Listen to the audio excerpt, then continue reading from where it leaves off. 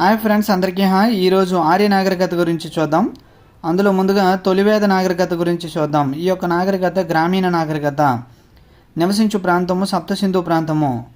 కుల పెద్ద కులపతి, కుటుంబ పెద్ద గృహపతి, గ్రామము అధికారి గ్రామిణి, తెగ నాయకుడిని ఏమని పిలుస్తారంటే రాజన్.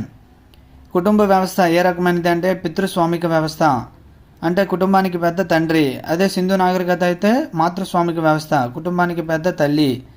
వీరి యొక్క ప్రధాన వృత్తి పశుపోషణ, వినిమయ సాధనము గోవులు మరియు నిష్క. ఈ కాలంలో ప్రధాన పంటలు నువ్వులు మరియు బార్లీ, వరి, గోధుమ.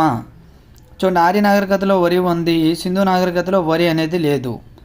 నెక్స్ట్ ప్రధాన దేవతలు ఇంద్రుడు, అగ్ని, వరుణుడు, సోముడు. అదే మలివేద నాగరికతలో అయితే విష్ణువు కూడా వస్తారు. ఆకాశ దేవత డ్యూన్. అతిపెద్ద నేరము గర్భస్రావము. ఆర్యుల భోజన